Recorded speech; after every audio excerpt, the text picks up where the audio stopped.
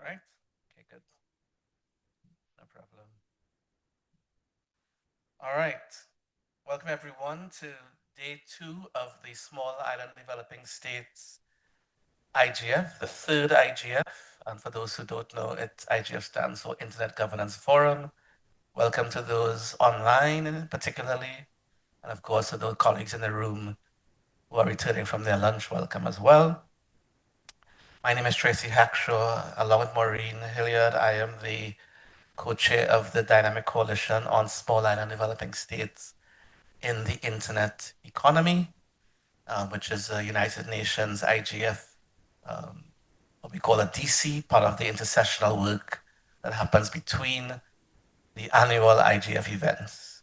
There are many DCs, dynamic coalitions, and you can access the Internet Governance website at intgovforum.org and click on intersessional, and you will see both the dynamic coalitions and the national, regional, and youth initiatives, which are called NRIs for short. And you'll also see best practice forums, I believe, and also policy networks that are intersessional between the annual events. So what I'm going to do now, I'm going to give a recap of day 1, and then we're going to move swiftly into the first panel right after that. So I have a few bullets I'm just going to read out here from the recording that we had yesterday. So those who were yesterday may have realized that this is a historic event. It's the first SIDS IGF convened in the Indian Ocean region, and we're happy to be here in Mauritius to have that historic event happen. We had opening at the SIDS IGF a keynote by the Honorable Minister of Public Service, Mr. Pentia, who detailed the local public sector digitization efforts, EHR, AI integration, etc., while stressing the need for technology that is people-centric, accountable, and safe from cyber abuse. We also had some comments and welcome remarks from Mr. Mahen Buskopol, who spoke about the significance of the SIDS IGF being held in Mauritius. And we also had remarks from Mr. Nigel Cassimire, the Deputy Secretary General of the Caribbean Telecommunications Union, also brought greetings from the Caribbean and noted the significance of this event as well. We moved then on to session 1, which was a fireside chat on why the IGF matters for SIDS. And we had leaders from the IGF Multi-Stakeholder Advisory Group. We had Ms. Jennifer Chung. She's the new chair of the Multi-Stakeholder Advisory Group of the United Nations Internet Governance Forum. And we had leadership from the Internet Society, Mr. Olaf Kaufman, who discussed the importance of giving marginalized island nations a seat at the table to shape global, open, and secure internet policies. We then moved on to session 2, which was called the Digital Leap. Experts from the Universal Postal Union and Papua New Guinea, moderated by Mr. Cassimire, spoke to and explored how small islands can leapfrog traditional development stages, utilizing digital public infrastructure, otherwise known as DPI, regional data hubs, and enhanced cybersecurity and cyber resilience. And the final session on day 1 on cyber and physical resilience, panelists from the Pacific and Caribbean regions highlighted that political will, true coordination, and joint economic development programs are the biggest necessities for overcoming regional cyber vulnerabilities. The recording of this session is available on several channels, including the Caribbean Telecommunications Union YouTube channel. But if you go to isoc.live, you'll see a series of links to record archived live streams of this event. So if you've missed yesterday's panels, please feel free to take a look at that at your leisure going forward, as well as obviously today's session, which will be recorded and live streamed as you speak. I will now pass the virtual mic over to my co-chair, Maureen Hilyard, who will introduce the next panel. Yes? So Maureen, can you introduce the next panel? Thank you. Sure. Can you hear me, Paul?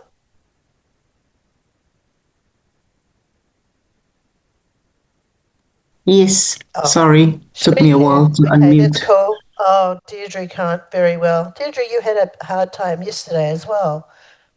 I understand. Okay, so we now have a session that has been taken by Paul Hunter from the Cook Islands, and I'm not going to take too much of her time because I know her panel has been waiting for a little bit longer, and I'll pass it over to Paul to introduce her panel and her topic. Thank you. Thank you, Maureen. Good morning, good afternoon, good evening to everyone present on this virtual participation from our side, and also those on site. Greetings, everyone, and thank you so much for the opportunity to moderate this session titled From Climate Frontlines to Cyber Frontiers. And this is a theme that speaks directly to the lived realities of small island developing states. I just want to do an introduction before I introduce the panelists. So for decades, our islands have stood on the front lines of climate change, facing rising seas, severe cyclones, and the daily reality of resilience. Today, we find ourselves on a second front line, the cyber frontier, where the safety of our people, our services, and our sovereignty increasingly depends on how we navigate the digital world.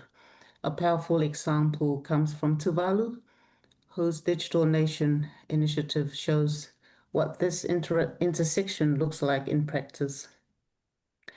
It's a country preparing for the physical impact of climate change by securing its identity, culture, and governance in the digital realm. Tuvalu reminds us that climate resilience and cyber resilience are not separate challenges. They are deeply connected, and together they will shape the future of every small island state. We see similar leadership in the Caribbean, where Barbados has been advancing its Digital Barbados strategy, a national effort to modernize government services, secure digital identity, and strengthen critical digital infrastructure, laying foundations that are increasingly essential for climate resilient development across small island states. And like Tuvalu, Barbados recognizes that rising climate risks demand strong digital systems, trusted online services, and secure national data. Their approach shows that protecting culture, governance, and essential services in the digital space is becoming a core part of climate adaptation for small island states. Across the Pacific, our governments, universities, private sector organizations, and communities are rapidly digitizing essential services from health and education to disaster response, and financial systems are increasingly depending on digital infrastructure. And just as climate disruptions can destabilize our physical world, cyber threats can destabilize our digital world. We saw this in Vanuatu, where severe cyclones and repeated power outages disrupted connectivity and exposed weaknesses in digital systems, prompting the Computer Emergency Response Team and government agencies to strengthen incident response, backup capacity, and continuity planning. We saw it again during the Tonga volcanic eruption, when ashfall and undersea cable damage cut off digital communication for weeks, isolating communities and emergency responders. And together, these events remind us that when climate and geological events strike our islands, they often strike our networks too. And resilience must be built across both physical and digital domains. For SIDS, these two front lines are inseparable. Climate disasters often increase cyber vulnerability. Limited resources force difficult choices between physical resilience and digital resilience. And as we adopt new technologies for climate adaptation, sensors, satellite systems, early warning networks, we also expand our cyber risk surface. Yet, this moment is also full of opportunity. As my colleague Russell Ruber said yesterday, our greatest challenges can become our greatest opportunities. Because we're small, we can move faster with less bureaucracy, fewer layers, and the ability to innovate in ways larger economies often cannot. The Pacific is already proving this, building certs, strengthening cyber governance, expanding training pathways, and forging regional partnerships. From Tonga CERT's full operationalization to Fiji CERT's expansion, Samoa CERT's increasing engagement, and Vanuatu CERT's role in regional incident response, we are showing that small states are proactively shaping the institutions that safeguard our digital future, and doing so with agility, creativity, and collective strength. Sri Lankali's slide yesterday, titled Resilience is Our Lived Reality, captured this perfectly. For me, that image shows that resilience is not abstract for small islands, it is lived every day. Our communities face climate disruption, cyclones, and outages. They respond first on the ground, supporting one another, and they continue to shape digital transformation in ways that honor culture, context, and identity. Together, these realities show that resilience is built through experience, community strength, and technology that reflects who we are. Today's panel brings together two well-respected experts from the Pacific and from the Caribbean who understand these intersections deeply, not just from theory, but from practice. Over the next 40 minutes, we'll explore how SIDS can navigate both climate and cyber frontiers with confidence, coordination, and resilience. I have the pleasure now to introduce our two panelists. Dr. Arlene Laing, who is joining us online from Colorado, and it's 4 a.m. Saturday morning for her. So a round of applause, please. React your applause. And Dr. Arlene is the coordinating director of the Caribbean Meteorological Organization and a globally respected meteorologist whose career spans forecasting, climate science, disaster preparedness, and regional coordination across small island states. Her work from thunderstorm systems and flash flood mitigation to tropical cyclone genesis, volcanic ash modeling, and climate conflict research has strengthened early warning systems and hazard resilience throughout the Caribbean. With experience across leading U.S. climate and weather research agencies, academia, and international collaboration, she has helped translate scientific research into operational decision-making for frontline communities. Dr. Laing's leadership in building trusted information systems and climate-critical infrastructure offers powerful lessons for emerging cyber risks, making her uniquely positioned to bridge insights from climate frontliners to the cyber frontiers now shaping SIDS resilience. Our second panelist is Ewan Cameron. Ewan is joining us from Niue, one of the smallest countries in the Pacific, whose population is almost 2,000 people. That's right, 2,000. And it's 11 p.m. on Friday night, 31st of July for Ewan. So he's still coming on board to our side of the world. Ewan is, round of applause, please. Ewan is an International Climate Change and Engagement Coordinator with the Secretariat of the Pacific Regional Environment Program, SPRIP, where he supports Pacific Island countries in policy development, capacity building, and global climate negotiations. Originally from the Cook Islands and now based in Samoa, he brings over a decade of regional experience, including services in the Cook Islands Climate Change Office at the Office of the Prime Minister and in the Cook Islands Ministry of Foreign Affairs and Immigration, and a career shaped by deep cultural ties in the Pacific. Cameron's work strengthening climate diplomacy, building national capability, and navigating the realities of small island governance offers valuable insights for emerging cyber challenges as digital systems become central to climate preparedness.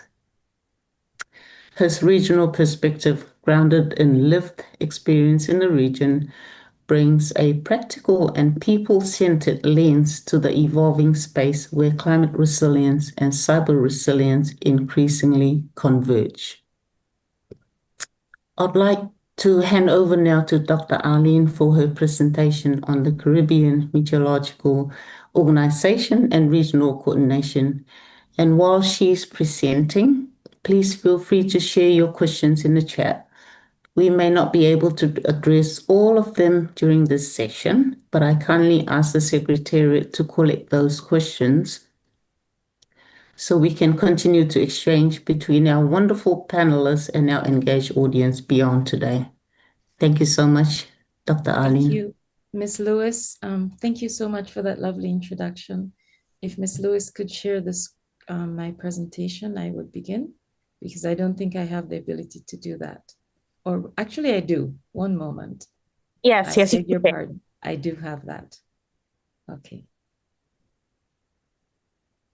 So I wanted to give as a background before receiving the questions from our moderator, just to give you an background on the Caribbean situation. As was mentioned before, we are predominantly a multi-hazard environment, needing to respond to various natural hazards, as well as dealing with the economic realities of being small island developing states. And so this is the Caribbean Meteorological Organization, 16 member states, across from Belize to Guyana. We are part of a globally interdependent value cycle with observations from around the world, leading to global predictions, which are then enhanced for local data processing, local decision making. And in all of this, ICG, ICT, IGF are both important to protect lives, safeguard property, and support sustainable economic development. The WMO has a unified data policy that requires the sharing of core and recommended data in real time. In the Caribbean, we started out in the 1940s as part of the UK Air Ministry. We became the British Caribbean Meteorological Service, formally established 75 years ago, which we're celebrating this year. And we joined as the British Caribbean Territories with the WMO in 1953. With the West Indies Federation, we transitioned into what was then the West Indies Met Service. In 1962, the Caribbean Meteorological Council was formed, and that body continues to still govern meteorology in the regional space. We transitioned then to what became the Caribbean Met Service in 1963. The headquarters remained in Trinidad and Tobago, which is where my office is today. And recognizing the importance of having a technical institution for dealing with training and research and climate activities, the Climate Services established with the support of the UNDP and the WMO, the Caribbean Met Institute in 1967. Then they brought all of these together under one umbrella in the modern era after the independence movement saw so many more national Met services, the heads of government determined that there should be then a single body referred to as the Caribbean Meteorological Organization, which is a specialized institution of the Caribbean community, formed and established to encompass all of those elements that existed before under one umbrella, with the mission of promoting and coordinating regional activities in meteorology and allied sciences. Of course, we have this evolution of increasing demand for more information, actionable item on not only weather, but climate, water related environmental information. And so this CMO established an Operational Hydrology Institute in 1982. And over time, the Met and the hydrology merged to become the Caribbean Institute for Meteorology and Hydrology in Barbados. And that name change, of course, took a while to establish, and that's where we are now. And what began with a focus on security and aviation efforts has expanded, of course, to more demands with climate and climate variability, climate change being at the forefront for small island developing states, communicating disaster risks, dealing with water issues, air quality, marine health, energy, and so on. And so our national Met and Hydromet services are supported by us as organs of the CMO, with the WMO and ICAO being critical international partners. In our region, we have formal working arrangements with Meteo France, which is a key component of what we do operationally, the Caribbean Disaster and Emergency Management Agency, the University of the West Indies, the Caribbean Community Climate Change Center, and the Caribbean Telecommunications Unions are some of the key partners to the Met services in their operational duties. Regionally, if we go from small scale, short time scale, rapidly evolving situations, what we're looking at is the Met services providing that early warnings at the short-term scale out to climate scales. As you go out to the climate scales, the Institute in Barbados is the lead on the climate activities such as the Caribbean Climate Outlook Forum, held twice a year. If you go out even further in time, then you're looking at the University of the West Indies Climate Studies Group, providing guidance on decadal and century level kind of climate change. And those information are used then by the Climate Change 5Cs Center to do international negotiations on policy and things like that. So this gives you an idea of how that climate water prediction scale in the Caribbean and who is responsible for what. I'm sorry. Yes, so I want to use an example here to talk about the link with the climate and the frontiers of cyber activity. A key function of Met services is services to aviation. There can be no international airport operations without weather information. And with Hurricane Melissa recently in Jamaica, where I'm from, this was very much brought to the fore, where one of the ministers announced that the airport in Montego Bay, which had suffered tremendous amount of damage, but then was able to have enough function to participate in the immediate relief necessities. He was announcing that this should be opened, but actually the weather observers were not present, the forecasters were not present, and there had to be this long travel from Kingston, which was not affected, to get people to Montego Bay. And he was finally recognizing and told by the director of Met, you cannot open the airport.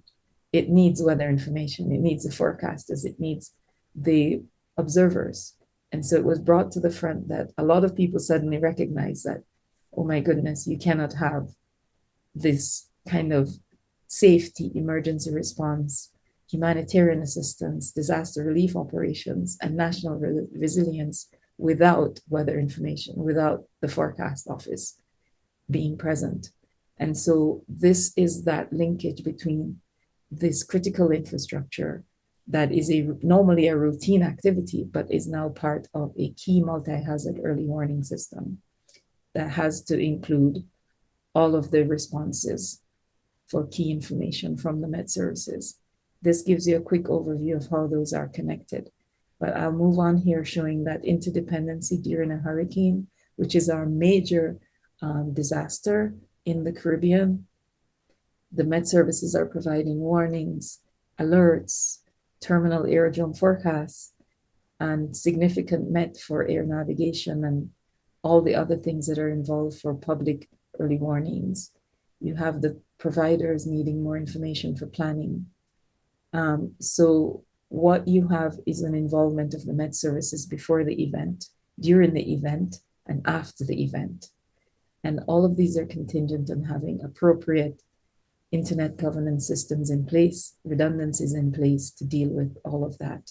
Here's a quick graphic that shows you how all of these work together, where you have an integrated system that is supporting not only the aviation, but national resilience. And you see at the bottom here, all of those things that are important in terms of things like business continuity and the humanitarian response and the need for resilience in that space. This is just an example of one critical area.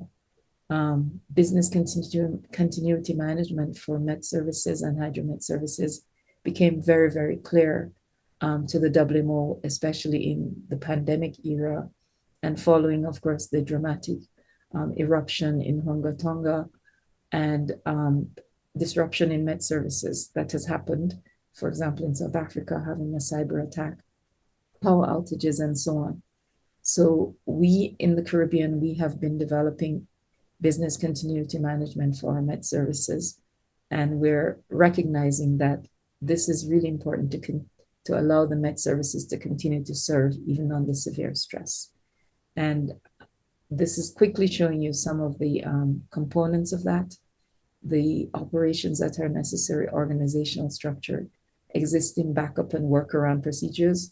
One of those examples is that the climate database of the Caribbean is housed not only at the Institute, but there's a backup at the headquarters unit in Trinidad and Tobago, as well as with the Climate Change Center in Belize. And that's some of the kind of cyber infrastructure redundancies we have. We have a severe weather database that is also mirrored from the Institute to the headquarters. And we try to learn from these disruptions. And in the Caribbean, I wanted to say that every weather observations has multiple purposes.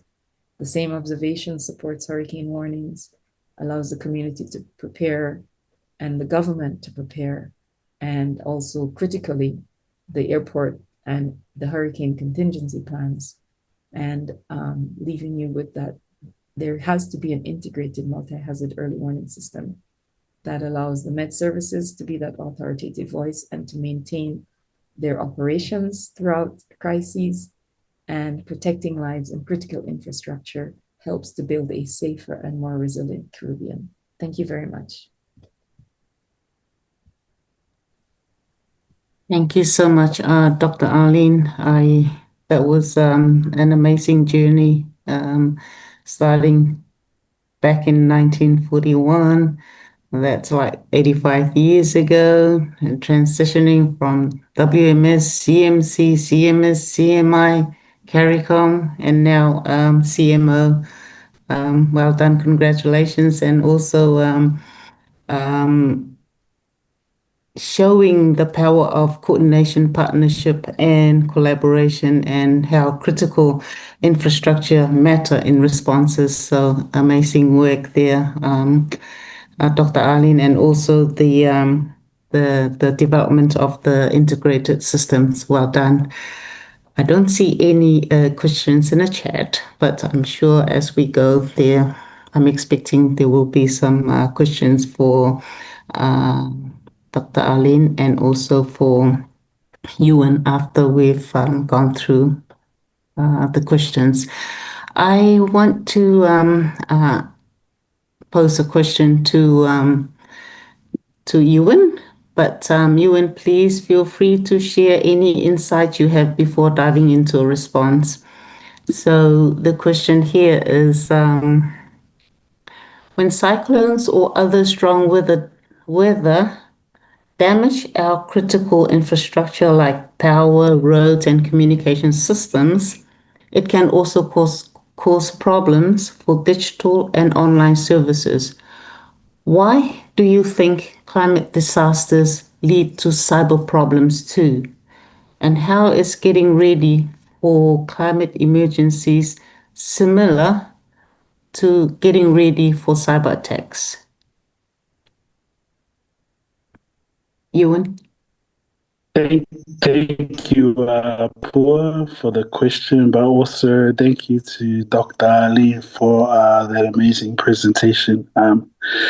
I too was taken on that journey, and there's a lot of similarities to the years of investment and I guess pure will to be able to respond effectively to build the resilience that we're looking for in our regions. But to your question, Pua, from my point of view, climate impacts and cyber resilience are increasingly connected because our critical services are now digitally enabled, or they're moving towards a more digital platform to provide effective and efficient services. When cyclones damage power, telecommunications and transportation networks and data infrastructure, digital services fail even if they haven't been hacked. So for SIDS, where infrastructure is often concentrated and interconnected, a single disruption can usually cascade across government services in particular, but across the whole economy, such as banking services, health, and emergency communication. But I think the positive aspect or the good news is that the principles of both resilience and building resilience from climate change impacts and cyber attacks are quite similar. Whether preparing for a cyclone or a cyber attack, we need to be able to carry out risk assessments. We need to ensure that we have backup systems, and as mentioned by our colleague, have in place redundancies and emergency response plans. But in addition to this, and equally important, regular exercises and rapid recovery capabilities. So ultimately, resilience is about ensuring essential services remain available when disruptions occur, regardless of whether the cause is either environmental or cyber in nature.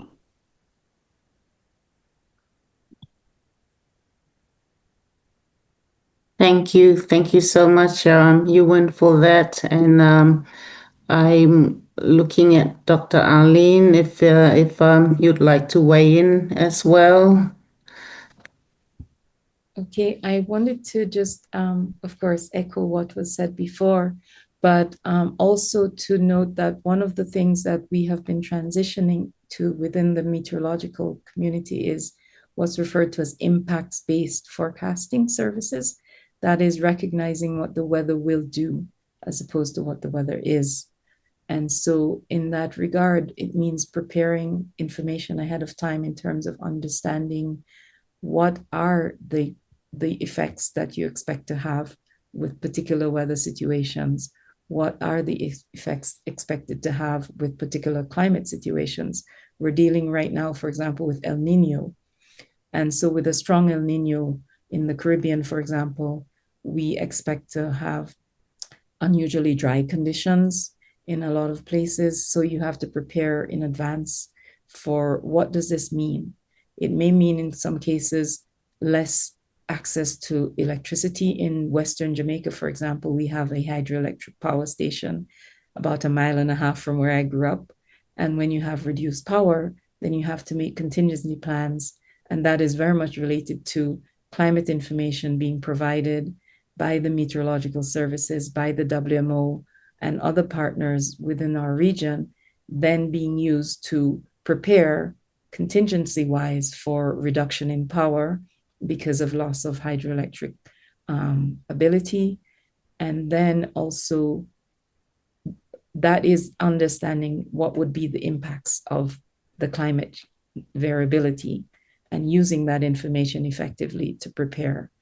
And so we see both disciplines, climate information as well as cyber resilience, being part and parcel of the same needs within the small island developing states, anticipating the impacts, preparing and acting early, and building resilience before the disaster occurs. Thank you, Dr. Arlene. I totally agree. Anticipating any attack, both on the cyber side and also on climate. I have a question in the chat from Ayop from Ethiopia. How effects of cyclones on digital public infrastructures protected to prevent impact of future pronged digital disruption in SIDS? Tracy, your hand's up.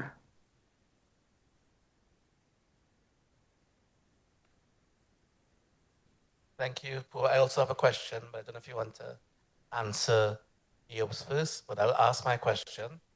The question is, I guess more for Arlene. Yes. Have you seen any similarities or differences between the different SIDS groupings? So Caribbean, Pacific, and the Indian Ocean, and I think AIMS, we call them, in terms of the impacts of climate change and or the increasing, I would say, intensity of the weather systems that are affecting these particular groups of islands. Thank you. I hope you heard. Thank you for the question. I think there is a lot of similarity, of course. As I mentioned before, one of the most dangerous weather systems that we face in all of these ocean basins is the tropical cyclone.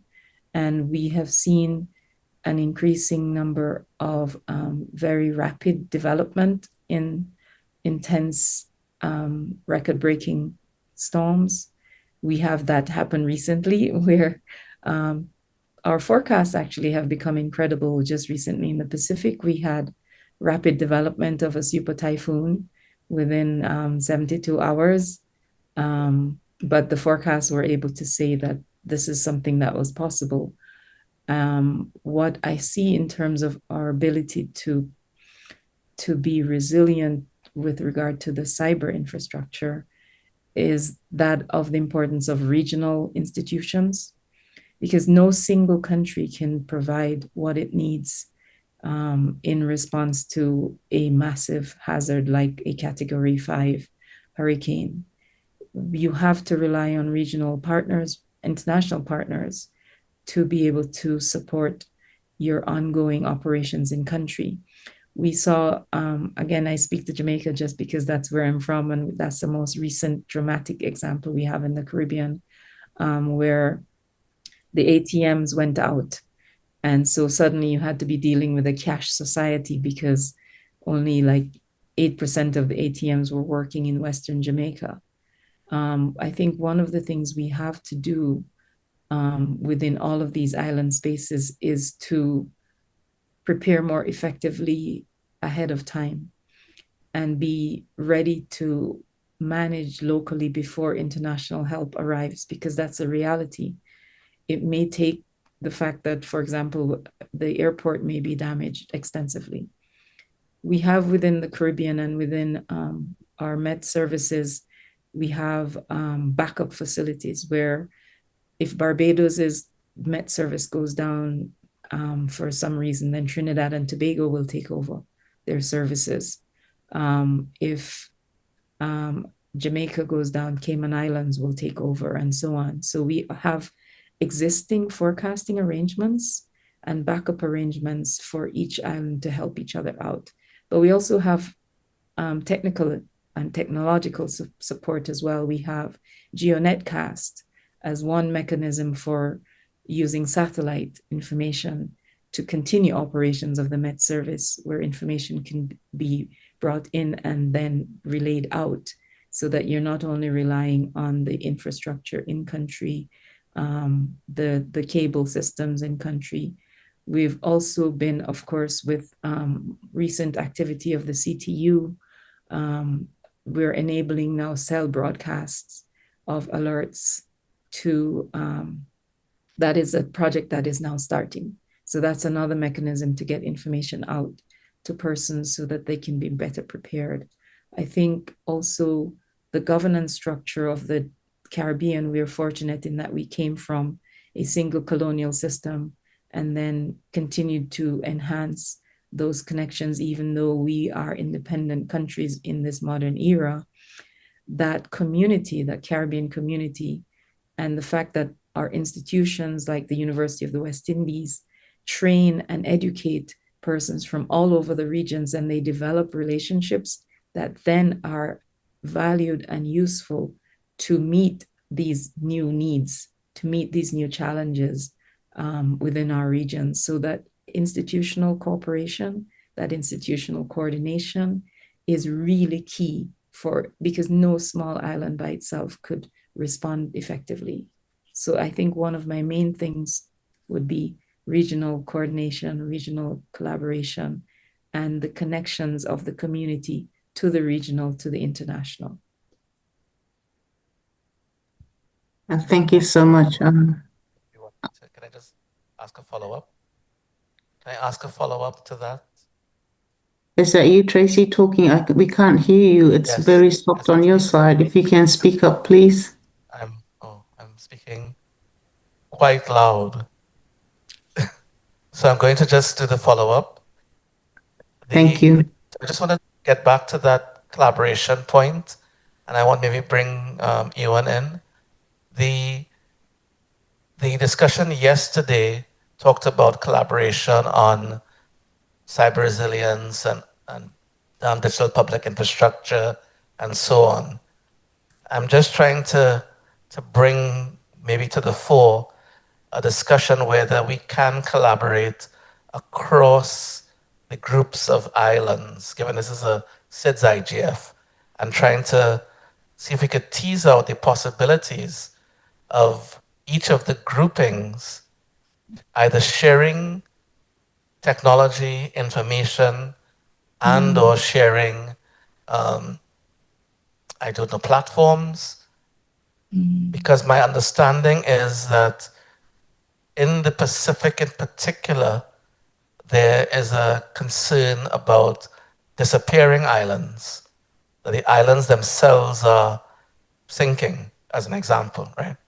Whereas the Caribbean may have a slightly different issue, where there's more erosion issues, land erosion and so on. And I'm not sure. We're in Mauritius. I'm not sure what the major concern would be. And because we are trying to understand it from a larger SIDS perspective, do you see or have you seen any inter-regional collaboration? So not just within the region, but between the regions, not necessarily going global, but at the SIDS level, because I still believe that we haven't done enough between us as SIDS to work together. And I'm just trying to understand if, I don't know if you know or Ewan knows, if there's anything existing along those lines, or if we can maybe utilize this vehicle at the IGF to begin that discussion about creating information sharing platforms and so on. So I hope that's clear about what I'm trying to get at. And I don't also want to lose Mr. Eob's question as well. Thanks. Thank you, Tracy. I'll pass to Ewan. Ewan, if you can respond to Tracy. Yeah, sure. So thanks for the question, Tracy. Definitely a great question that you've posed. There has been a long-term aspiration for South-South cooperation, and it just hasn't come to fruition strong enough. It's taken so many years to bring this collaboration closer. But one example I can share with you all is a recent partnership that SPREP and the 5Cs are currently working together on, and it's through the University of Melbourne, where we have a fellowship program that's been going on for the past 3 years, and it's focusing on climate change impacts within the health sector, but it has also tend to not just focus on health practitioners per se. However, it's been a mixture of fellowship participants who not only work within the health sector but outside of the health sector and contribute to the work around vector-borne diseases in some other way from government agencies, and they're young professionals that work within the public service, and they take on this short fellowship program that tends to last for about a year, and it's been a strong example of how it is possible to engage a South-South cooperation partnership with the right investment and partners there to support it. So I do echo Dr. Arlene's point around the importance of partnerships, but also utilizing regional centers to support the needs of countries, but I also would go a step further to also emphasize the importance of private sector and their expertise within those countries, and being able to utilize those expertise, particularly in being able to respond in a rapid manner post a disaster. One example that comes to mind, particularly from and I know from the Caribbean and the Pacific, we're aware of the telecommunications company Digicel. So Digicel have taken a concerted effort to be able to have a response plan post disaster to ensure that telecommunications are up within the first 48 hours after an emergency or an event has taken place. And the reason behind this is, I guess it was shared by Dr. Arlene earlier, is to ensure that they're able to help with providing cash payments to communities who are affected, but also to ensure that there's money being transferred to the right vendors to ensure that supplies and humanitarian response within the countries are utilized, so that you're not having to rely solely on external help to come in, which usually doesn't respond fast enough and tend to respond within like the 72 hours as opposed to 48. Around, I think a colleague from one of the from Ethiopia, yes, EOB. Okay, so how have cyclone effects?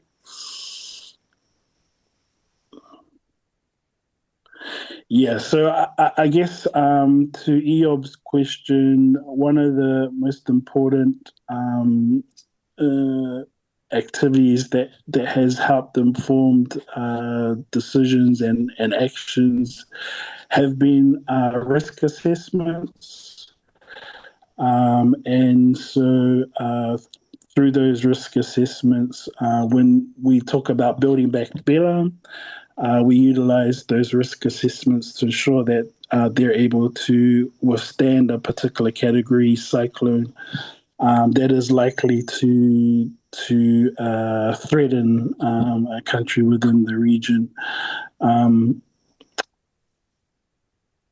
Yeah, I did want to make another point, which was also brought up by Dr. Arlene, but I'm sorry, it's escaped my mind. Yeah, I'll stop there for now. Thanks. Thank you so much, Ewan. I think there's a follow-up question from Tracy. If the CMO can help or lead something like this. Dr. Arlene? Okay, I think this is where the CTU actually would be a really good partner, because if we're talking about establishing platforms within the Caribbean region, they are the institution that is responsible for ICT, and they've already been quite engaged in some of this kind of activity within the region, whereas the CARICOM Institute, with that responsibility, they have been having discussions with other regional institutions about establishing common platforms to be able to be more efficient in what we do in terms of our operations to support, be it health or med services or, education and other kinds of institutions within our region. I think what we offer is that there is a governance structure that we have within the Caribbean that makes it easier for the CMO to operate. So the CMO is established by acts of parliament in all of our member states. So when there is, for example, a project or a program, we can just go in and operate. We don't need to have a new agreement, and in order to be able to assist our members. And that's a big plus. I'm not sure if that would be applicable to some of the other regions, but that gives us some agility there that is not present for other institutions to be able to operate in that same way. I know the Institute in Barbados, which is our technical and training and research arm, has been quite engaged with the Pacific, and they've had persons who have been trained at the Institute from the Pacific, and they've also been through the WMO, which is our main conduit for working across the globe with other regions. There's been a lot of collaboration through the WMO, and I know the regional training centers work together very effectively on what's called the Global Campus. And through the Global Campus, you've had a lot of cross pollination of training and capacity development across all of these regions. But in terms of the infrastructure, the cyber infrastructure, I think this is where we would rely a lot on CTU's expertise and responsibility within our region to take that lead. We work a lot through the WMO and through regional associations that are also working with the WMO. Excellent. Thank you so much, Dr. Arlene. I have Albert Daniels waiting in the queue. Sorry, and thank you for your patience. The floor is yours, Albert. Thank you very much, Pua, and hello, everyone. Also, particular thanks to Dr. Arlene and Ewan for bringing to our attention the important connection between climate and digital resilience. I'm with the Internet Corporation for Assigned Names and Numbers, not-for-profit corporation, which coordinates the Internet's unique system of identifiers. And typically in ICANN circles, there's not much discussion of the impact of something like climate on our digital systems. And it was interesting, the comment that Ewan made, that even if the systems are not hacked in our region, and also I'm from St. Lucia, I see some St. Lucia colleagues, in our region, the systems can still go down as a result of climate incidents. So I think it's important, and I see Nigel from the CTU and Claire, who's active in ICANN, and Otis Osborne from Jamaica, who's also active in ICANN. If we can find a way to bring to the international community more of an awareness of this link between the climate systems and our digital systems. Because, typically we may be sitting here thinking, okay, well, I'm really here to talk about IPv6 or DNSSEC. Why should I think about, having storms? But the moment you mention that airports cannot open if there's no climate information, or that ATMs will go down, and all of a sudden we are in a cashless society, then it's going to start to hit home.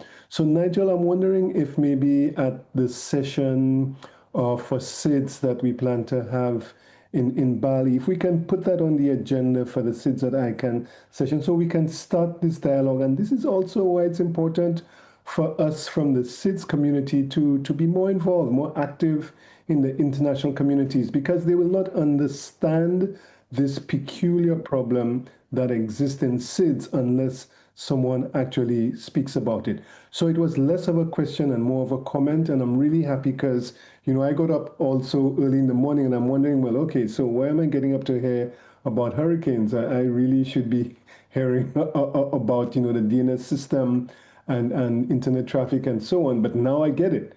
And I really want to thank, the SIDS IGF for bringing this particular topic to the fore, because then you have systems like root servers, Anycast servers, which can make your internet infrastructure more resilient so that there's less of a disruption when we have our climate events. Sorry for going on for a little while. Thank you so much, Albert. You raised a really important point there for ICANN to be involved in. Having been in ICANN myself, representing the government of the Cook Islands in the Government Advisory Committee, and also heading with Tracy, the Underserved Regions Working Group. This is something that I think that needs to be raised from within ICANN. Thank you so much for bringing it up. Nigel, the floor is yours. Thank you very much, Pua. And Albert, your suggestion about using the SIDS space for this purpose had occurred to me as well, so I could support that. And Pua also mentioned another possible avenue of bringing it up in ICANN, which is within the GAC, in which I normally participate. There is that Underserved Regions Working Group, and this would be an issue that would be specific to those underserved regions. That might be another avenue as well in which we could raise it in the ICANN space. And I'd also thought maybe this is not a constituency I'm very familiar with, but I know in ICANN there's also another constituency that looks at security and stability. And these could be impacts on the stability of the internet as well. So those are three areas that we could explore how we could raise this profile within the ICANN space. Thank you. Thank you, Nigel. I don't see any more questions in the chat, and I know that our time is up, and I've taken 10 minutes of Maureen's time. So I think I will wrap up, and I just want to sincerely thank my panelists for making the time. It's a very hard time to come online for Dr. Arlene at 4 a.m. in the morning, for you when you should be just going to sleep 11 p.m. in Niue. I'm really grateful that you gave the yes to come and join this panel, and thank you so much for your insights. It's so valuable to me and to everyone in this call. And I just wanted to wrap up to say that, Dr. Arlene, your point about the mechanisms to continue operating, and that's so important. The partnerships is important, and a resilient future for small islands is one where strong digital systems and strong climate systems work together, coordinated across governments, communities, and the region. And hopefully we can find a platform that our region, the Pacific, the Caribbean region, can also work together to keep people safe, connected, and protected no matter what crisis comes. Thank you all so much. Have a good night. Have a good morning. Have a good day. Thank you very much, everybody. Thank you, everybody. It was a pleasure. Very much, and what a wonderful panel, and a very important issue in terms of the resilience, climate resilience, and the technological implications of that. That actually is a topic that the DC SIDS has been championing ever since we've started, and we're very happy to see it continue. And what I would really like to see is that when we talk about developing these collaborative environments, that we will move forward. And I think I would take the opportunity to note that the CTU name has been called and has been, as we say, voluntold to take a look at this. And we note that Mr. Daniels has also volunteered ICANN's assistance. So as we move on to the next topic, I'm just going to toss very rapidly to my colleague, co-chair of the DC SIDS, Maureen. And Maureen, I believe you have the opportunity to, I'll bring the mic after so you can speak to that one. And you have the opportunity to speak to the topic of the session, and I'll bring the mic to your guests. You can speak right there. Oh, thank you, Tracy. Can everyone hear me? Ian? Yes, can you, Maureen? Yes. Great, thank you. Okay, got another. Right, well, good afternoon, everyone. Well, good morning, good evening to the others. Thank you. Welcome to the final session of our SIDS IGF program and our topic, Charting Our Own Course, Digital Governance, Security and Innovation in Small Island Developing States. This topic totally resonated with me because as island peoples, we understand the meaning of navigation better than most. For thousands of years, our ancestors crossed vast oceans using knowledge, observation, trust, and courage. But they didn't wait for others to chart the course for them. They read the stars, they understood the currents, and they relied on the collective wisdom of their communities. Today, we find ourselves navigating a different ocean, an ocean shaped not by wind and waves, but by artificial intelligence, cybersecurity, digital infrastructure, emerging technologies, and rapidly evolving public policy. The tools have changed, but the challenge has not. The question before small island developing states today is no longer simply whether we can connect to the internet as it was in our first SIDS IGF.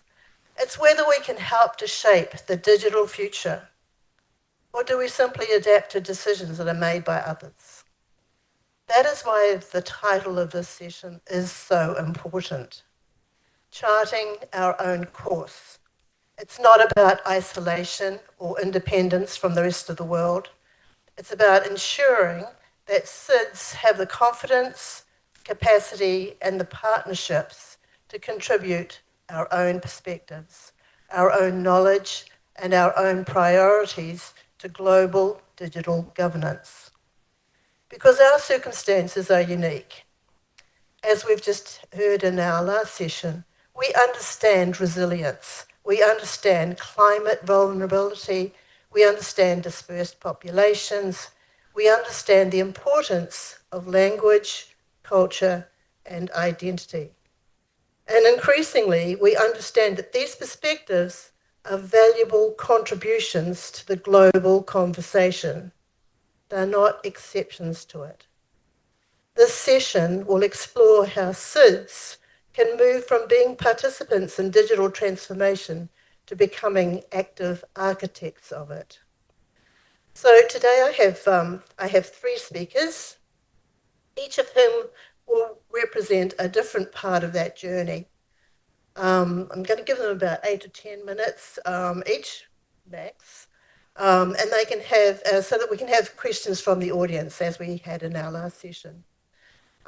Just a brief introduction. Our first speaker is going to be Tairea, who's an educator and technology expert from a tiny island in the Cook Islands called Mauritius. He's here with us. Ian will share how emerging technologies such as AI can strengthen rather than replace Indigenous knowledge and cultural identity. We have Sarah Jean from Mauritius, who will bring the perspective of our young people, those who will inherit the digital future we're discussing today, but who are already shaping it through innovation, advocacy, and leadership. And finally, we will hear from Nigel Cassimire, the Deputy Secretary General of the Caribbean Telecommunications Union. CTU has been the greatest supporter of our digital journey, and Nigel will represent the technical community, reminding us that resilient digital governance depends not only on good policy, but also on strong technical foundations, trusted infrastructure, and regional cooperation. Together, these perspectives will remind us that effective digital governance is strongest when policy, technology, culture, and people are working together. So to introduce our first speaker, I'd just like to remind us all of what was said by Jennifer Chung of the MAG and Olaf Kolkman of the Internet Society, that it is important to ensure that SIDS have a voice in the digital future. And our next presentation will remind us of why our contribution is important and the special ingredient that we contribute to these conversations. Our traditional knowledge, our languages, our cultures, and our own innovations. This is not simply about adopting AI and other innovative technologies. It's about ensuring that they are used to reflect who we are and the important knowledge and values we can bring to global discussions. So over to you, Ian. Thank you, Maureen. Kia ora koutou katoa. Ko Vaipunu Ian Tairea tōku ingoa, no mau ke mai au. Hello, everybody. My name is Ian. Thank you very much. It's an honour to be here and a part of this conversation. Yes, I'm not too sure where to start, but charting our own course, I think it's very important. I'm joining this call from an island called Moke in the Cook Islands. I moved here 5 years ago. This is the home island of my father. Myself, I'm born and raised in New Zealand, trained in New Zealand, always been interested in technology.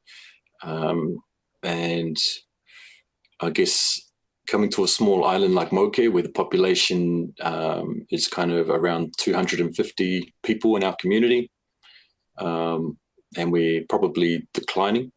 We lose a lot of population to job opportunities in New Zealand and Australia. So I think for us here in Moke in the Cook Islands, I think it's really important to try and retain our people here in our local communities.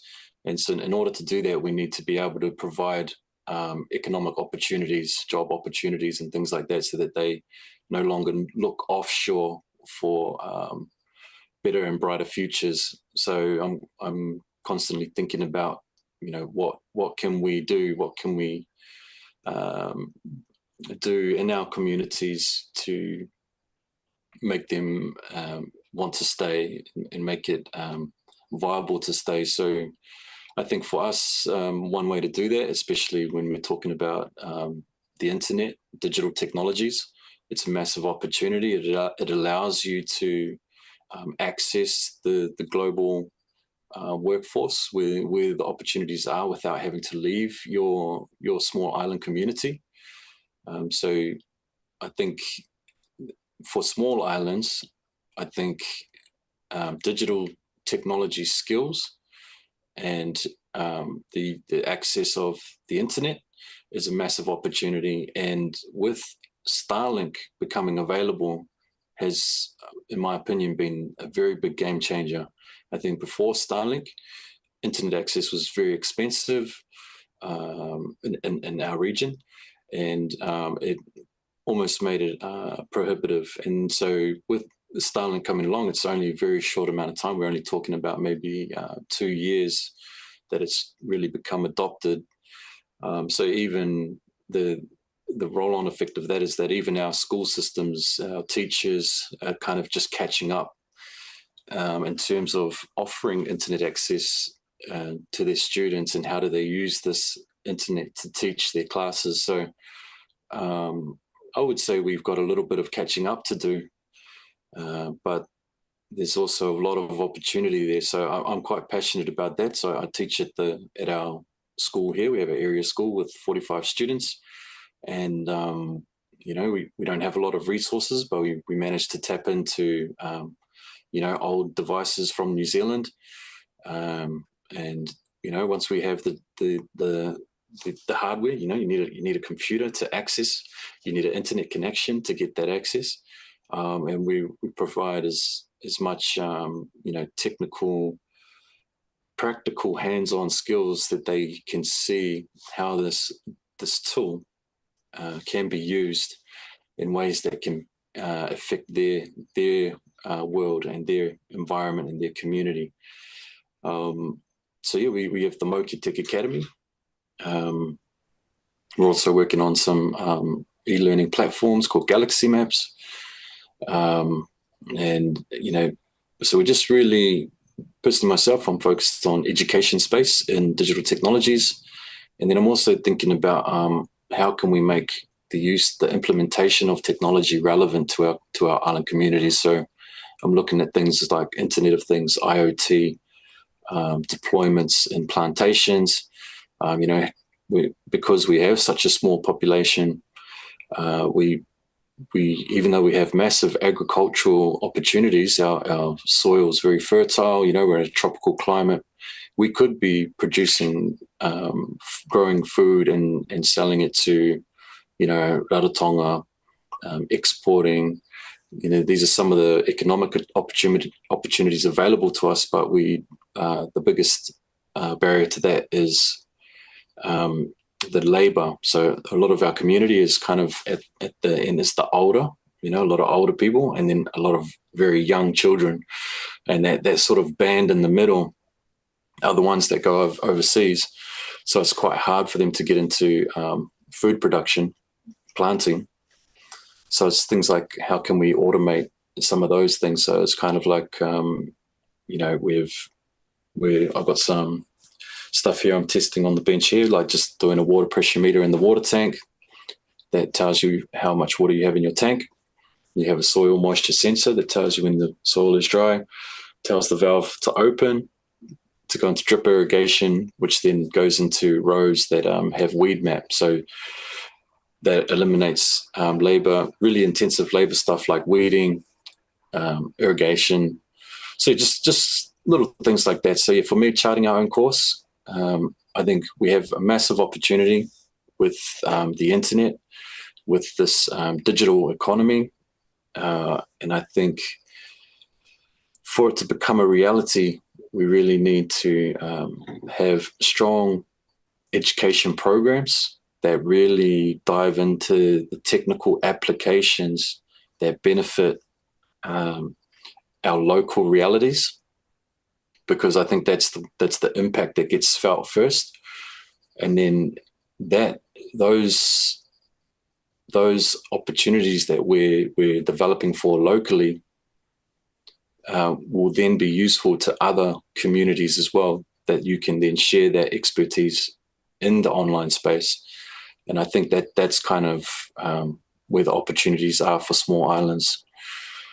So yeah, I think it is a kind of a scary time with the AI, and you know, what are the jobs of the future going to be? I don't think anyone really knows, but I think what we do know is what is in our communities. What are the problems we're facing today, and start thinking, how can we solve the ones right in front of us today in our very local community? And I think those will be the solutions that are relevant to us. And and that's kind of what we're focusing on. Kia ora. Thank you for that, Ian. Just for starters, I think that one of the things too, he didn't mention, of course, that he is a teacher on the island, and he has he's introduced some amazing sort of like programs with his students. But we do have a young person here, and I think it would be really good to hear from you, Sarah Jane.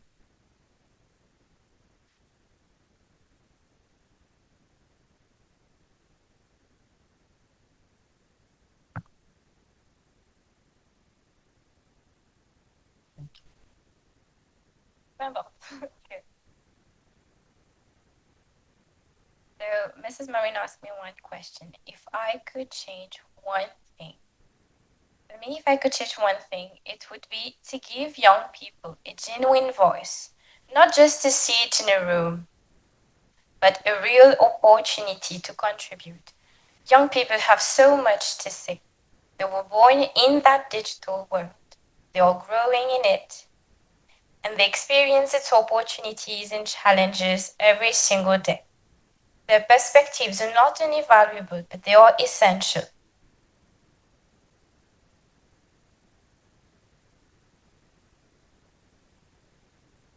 The perspectives are essential, and today we are giving AI a voice. We are giving AI its moment. And even if I am here and the early speaker from IGF, we're here today, we are only two, over 1,000 of young people with something meaningful to say. I also want to acknowledge the work being done in Bangladesh, as well as Mrs. Jhugroo, who's not with us now, for creating opportunities for youth to engage in these conversations from early stage alongside with Jam, giving something young people a safe place to express themselves and contribute meaningfully in something that deserves recognition.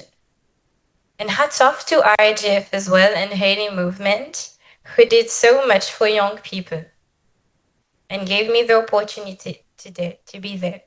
Digital governance is not only about today's policymakers. It is about tomorrow's digital citizens.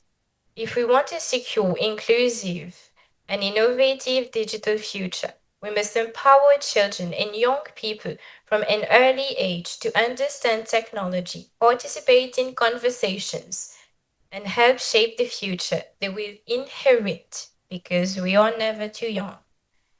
Many of you here today have already created footprints that my generation will walk in. For that, I sincerely thank you. But as we follow these footprints, I hope there will also be scope for us to leave our own. That means listening to diverse perspectives, valuing the voice of young people, and being willing to hear when said what is not acceptable for the future we want to build. Thank you.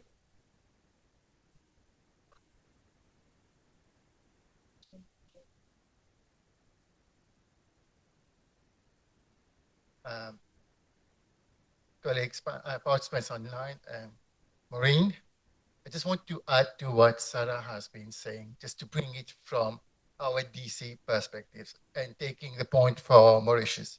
I think youth participation that DC sits within the Internet Governance Forum is essential for building an inclusive and sustainable digital future for small island developing states.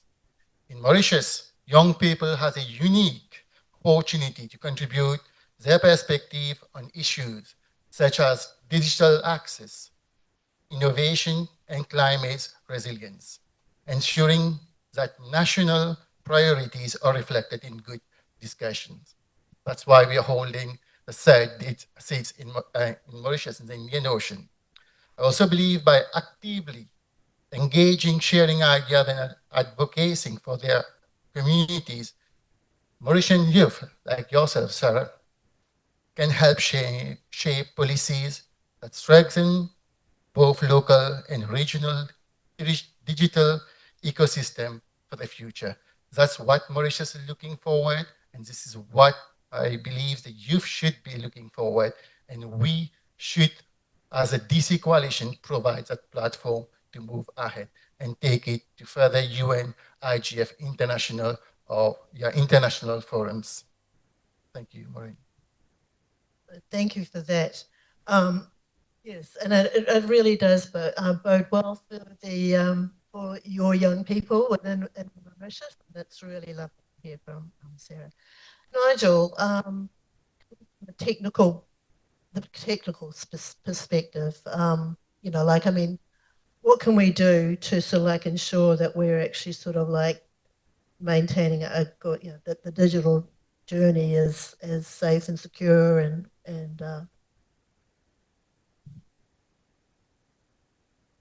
Thank you for that, Maureen, and thanks to the presentations that went before as well. I'll kind of give a perspective from a more institutional perspective. You began talking about the typical SIDS challenges, right? You know, size, resources, vulnerabilities, and all that. And in many cases, or at least a fundamental part of trying to overcome those challenges is collaboration, right? Collaboration between sectors, but also collaboration between countries, collaboration among SIDS. This is why we have a SIDS IGF, global SIDS IGF. So, but in each of our regions, this strategy of collaboration is also recommended for these small island developing states. So you get to pool resources, you get to share experiences, you facilitate capacity building opportunities and the like. So I'll give our example from the Caribbean. I am representing the Caribbean Telecommunications Union. We are an intergovernmental organization in the Caribbean, or a part of our Caribbean community, and the CTU is the CARICOM's specialist agency for ICT. And what we do, like CARICOM is a community of all our small island states in the Caribbean. CTU looks specifically at the area of ICT, and we try to coordinate our approaches to use of ICT, or coordinate our policy development related to ICT and the like. So that's what the CTO was created to do, to enhance this collaboration among the small island developing states in the Caribbean, but specifically related to the ICT sector. Our topic here is navigating the digital tide. That's the theme: resiliency, security, and innovation in SIDS. And we are talking about AI in particular here as well. So just to give you some examples of some of what we've done in terms of coordinating the efforts of our individual small island developing states. We have a Caribbean Internet Governance Forum, like you have your national IGF here. We have a few national IGFs in the Caribbean as well, but the CTU also coordinates a Caribbean Internet Governance Forum. So that brings together the expertise from the various islands, pools the resources towards harmonizing our approaches and hopefully our impact in the internet governance space regionally and internationally. We do that as well in the global sphere under the International Telecommunication Union. And in recent years, we've been growing our impact on the work and policies that are developed through the ITU. Specifically related to AI, I would like to say that that collaboration has also been pursued. And when I would say around 2024, we started to see these very powerful large language models coming out and being used. our countries definitely realize, but we need to get a handle on this. We need to figure out how to manage this new challenge that is being unleashed on the world, as it were. So what the CTU did was organize a Caribbean AI task force, and it took expertise from various sectors and countries around the Caribbean to come together.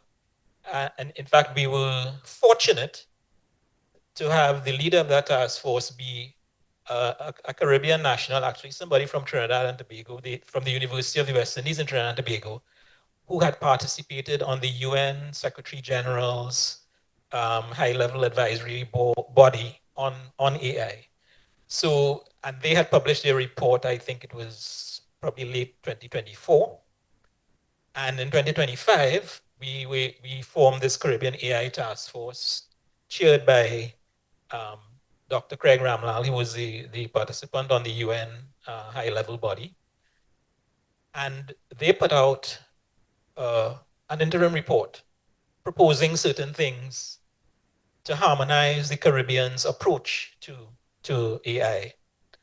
That came out in November or around November of 2025. And the CTU formed that task force formally in September of 2025 and gave the task force a mandate to report back in a year's time. So I am happy to say that last week, Friday, we held in the Caribbean. In fact, it was at the same University of the West Indies campus in Trinidad, the first Caribbean AI forum. And at that forum, the final report of that task force was launched. So the task force undertook its work and successfully produced a report which will go to the CTU's annual conference of ministers, which will take place next month now in September. That meeting will actually be in French Guiana, which is our newest member, our newest associate member in the CTU. So what we have available now is what I would call an expert report that proposes to our Caribbean community, and this is an expert report developed via collaboration that would guide our individual small states in terms of managing this AI wave that is coming. And I'll probably just give a quick insight into the key pillars, I guess, is what I think they call them in the final report. Some of the key pillars of this, and they would have specific recommendations related to data, digital infrastructure, and what they call compute in the AI speak. That's the computing power that's required to process and deliver the results out of the AI. So that's more infrastructural, number one. Number two is governance, ethics, and standards, and we've spoken about that in the last couple of days as well. Third is innovation and industry development. So you talked about whether we become part of shaping the AI going forward, or whether we just take what we get. Certainly the vision is to be involved in shaping, right? So there are recommendations on innovation and industry development, on human capacity and AI literacy development. Very importantly, multi-stakeholder engagement, like this, right? And in fact, CTU created an environment whereby we're at heart an intergovernmental organization, but we've created membership categories for other stakeholders as well, that they can participate in policy development work as well. So AI is seen as an area that would benefit from or be advantaged by multi-stakeholder engagement. So that's the fifth of their 7 pillars. The sixth relates to natural disaster and climate resilience. We are SIDS after all. And in the panel this afternoon, we we heard some of the possible impacts. So that is to be taken into account, use of AI to mitigate these types of effects. And number 7 is regional leadership, trade, and global interoperability. So it's not insular sort of a strategy that is being proposed, but through regional leadership, we want to interoperate with the rest of the globe in terms of AI development.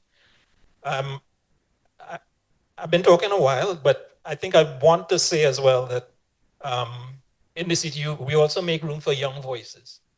So there is a Caribbean ICT Youth Network, and they are a part of the whole Caribbean Internet Governance Forum setup. They actually have their own Caribbean Youth Internet Governance Forum. And our youth members had the opportunity as well in that Caribbean AI Forum to make their inputs into the discussions there. So let me stop there for the moment and hear what other questions come up.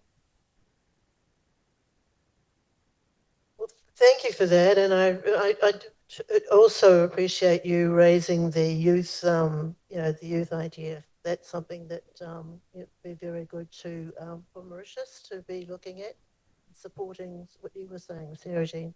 But what I wanted to just expand on from the AI work that you've been doing, then Nigel, was that I wanted to bring Ian back into the conversation by looking at the impact of technology and specifically AI on cultural preservation, which is something that we've been looking at in the Pacific.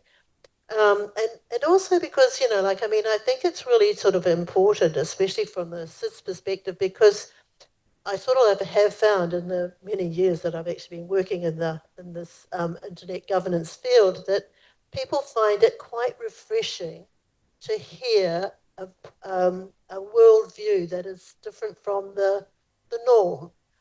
And I think that one of the things that I've actually sort of like seen with regards to people from the Pacific, from regions that are from small island states, is that they're all quite unique, and the perspective is unique. And I think that this is what is really important. But it's important because we maintain that culture. And I know it's probably, I'm stepping on toes probably, but I think it'd be really interesting to sort of get an idea of sort of like what impacts technology has on culture and its preservation.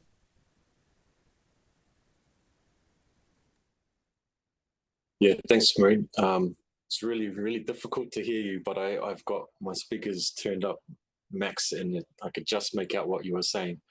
But I think cultural preservation for me is really about capturing the knowledge that our elders have. I think we have a big problem here in the Cook Islands is that a lot of our elders have a lot of the knowledge of the history of our islands, the histories of our people, our genealogies, the legends, and there isn't an easy way for them to transfer that knowledge. I think we've kind of lost some of that social structure that might have been in place many years ago for that transfer of knowledge. So I'm really interested in thinking about how can we utilize AI to capture that knowledge and ensure that that knowledge gets transferred for indefinitely for future generations. I think that's a potential opportunity that AI can bring to cultural preservation. It comes with AI when you link that to things like sacred knowledge. It's a landmine. Really, you don't want to be sending that kind of information out to big tech companies. So I think it's really important that countries are looking at self-hosting those types of things. So having their own storage, training their own models, and a really big important part, extremely relevant for us here in the Cook Islands, is the language preservation. And so if we're to embark on this journey, it's going to be really important that we actually have large language models that are trained in our native Māori language, because as AI becomes more ingrained in our technology, it will become the interface for the technology will be language based. And if the AI technology doesn't speak the local language, then you'll basically be taking a big chunk of your culture and making it not accessible. A big part of our population won't be able to access that technology. So I think when it comes to AI and cultural preservation, I think it's really important that it's self-hosted, using our own models, and the interface is our own language. So technically, that's quite a challenge. We're quite lucky. Tiku Media in Aotearoa, New Zealand, have already done a bit of work in the Māori language space and training their own models. So I think for us, it's going to be super important that we are heading in that direction, being mindful that, you know, voice and language will probably be the interface of the technology. And so we need to ensure that it speaks our language. But the opportunity is also very, very large. You know, we have the opportunity to ensure that our culture is preserved and taken forward for many future generations, and not have to worry about that ever being lost. So yeah. Thank you for that, and I'm sorry you didn't sort of like hear all the all the question. I'm just having an issue here with my computer. Actually, just getting back to you, Nigel. You know, what is the single most important investment that SIDS should make today to improve their digital resilience over the next decade, do you think?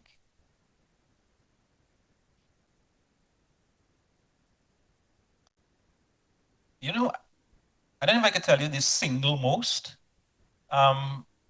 Whatever gets us started on the road of participating in shaping the development and use of AI in our SIDS, right? So fortunately in the Caribbean, we now have a guide with this final report of the task force that proposes 7 different pillars. And in fact, one of the questions that I think came up at the AI forum last week was indeed, do we have priorities among the 7? You know, I don't think there was a specific answer, but I think, and in fact, as you mentioned, we have SIDS and they have their own peculiarities and uniqueness. So in the Caribbean as well, different of our member states will be in different positions in terms of moving forward. So in one case, you know, they may be well advanced in terms of the infrastructure, physical infrastructure.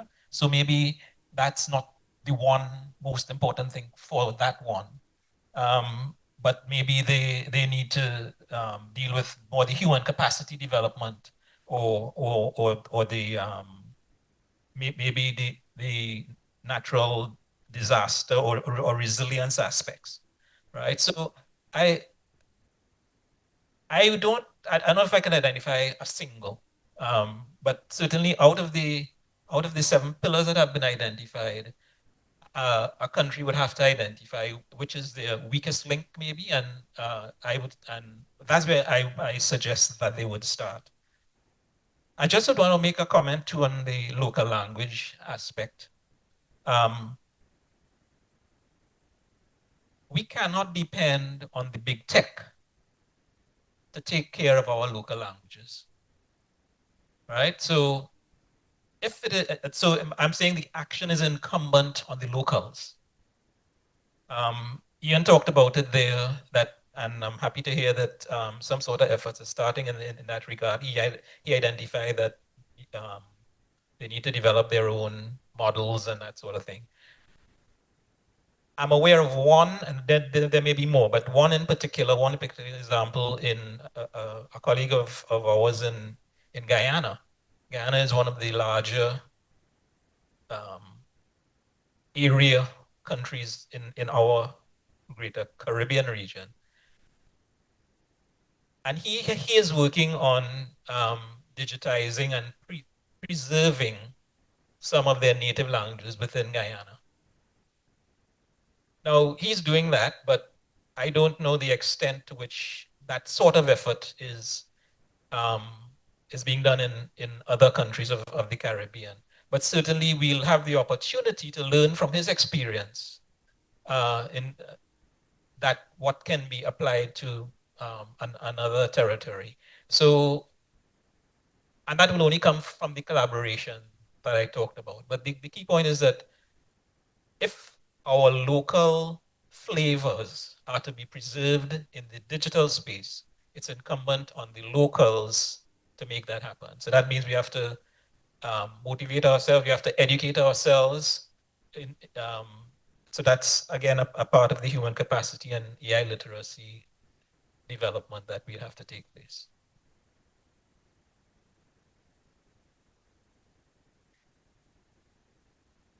I just want to, yes, I can, and thank you.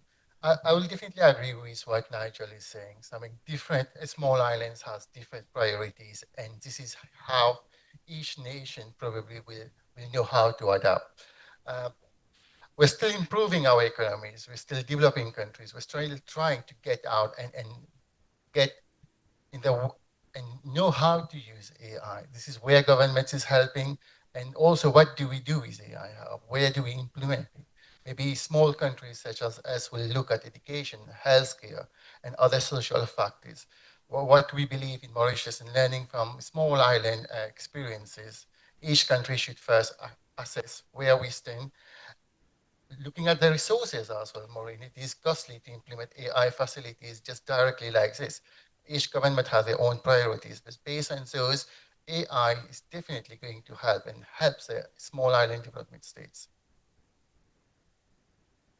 Actually, it's interesting that you mentioned Guyana and that's something that is actually being done there, because I mean, I know that, and I thought, you know, like Ian's more capable of explaining what is actually happening within our region, but I think that one of the things that we've actually sort of like found is, you know, the contact is, I think Ian mentioned the New Zealand group that's actually, I mean, they did in about the 80s, they sort of like had a real refresh of their the New Zealand Māori language, and a group of people sort of like got together and really put a major effort into it, which we're going to take advantage of.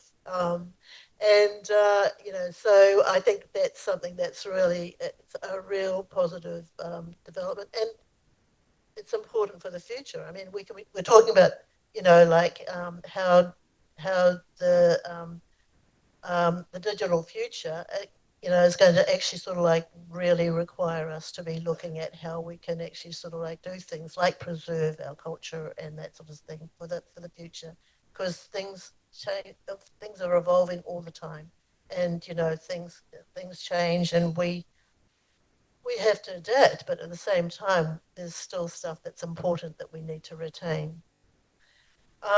So anyway, I just sort of like wanted to know if there was anything that anyone wanted to make as a closing remark, because we're sort of like near the end of this thing.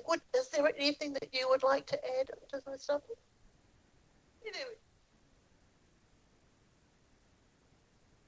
As you mentioned, Caribbean are already doing things for young people, but there's something I want to add, just a tiny thing. As small and developing states, we have strength that many larger countries don't. We are agile, Our communities are closely connected, and we have the ability to adopt and innovate quickly with purpose. In the digital era, being small doesn't mean being behind. It means being agile enough to lead. So maybe we can just create more forums where you can ask young people to introduce, give their opinion, contribute to the discussions, and continue like.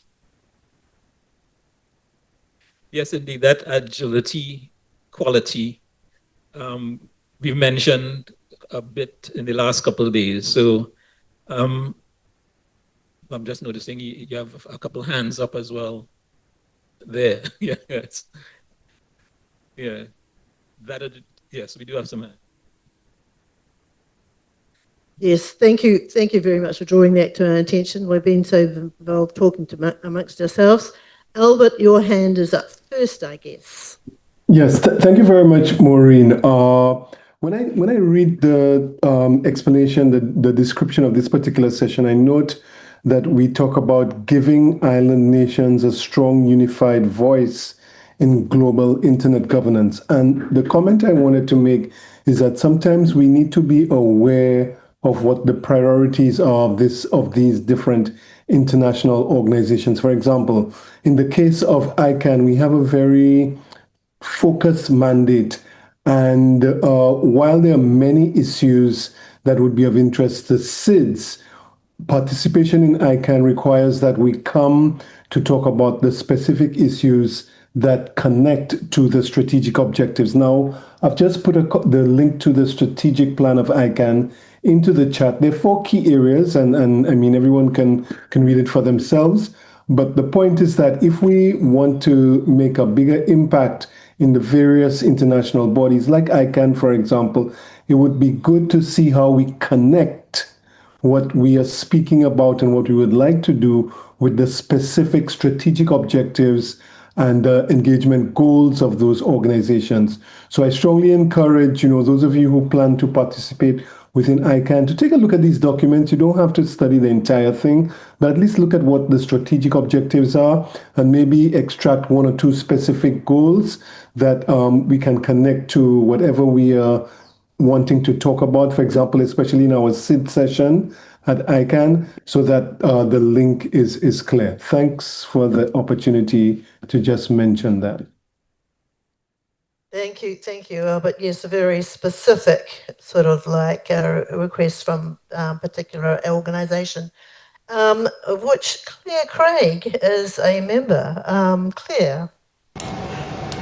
Hi, thank you so much for this opportunity to be here this morning. My name is Claire Craig.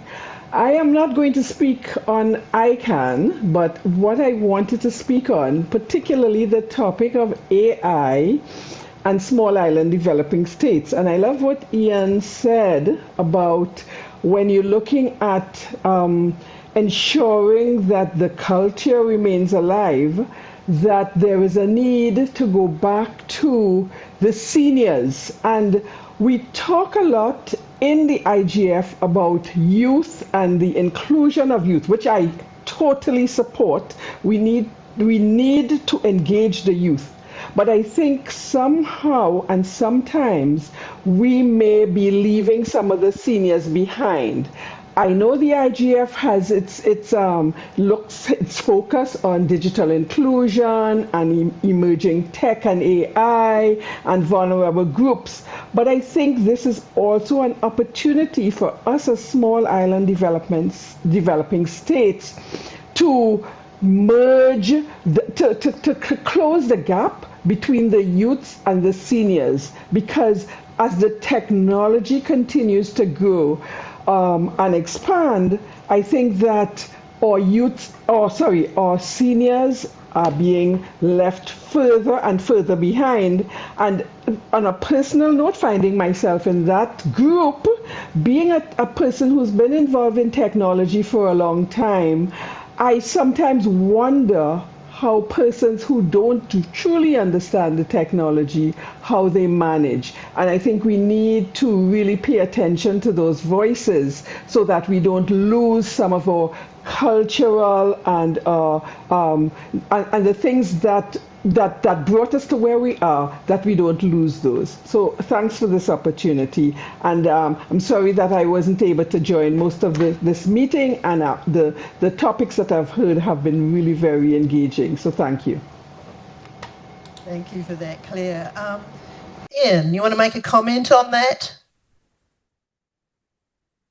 No, just that I 100% agree. I think there's a lot of wisdom in our elders, and we would do right to listen to them and capture that wisdom that can inform us as we strive towards the strength of our communities.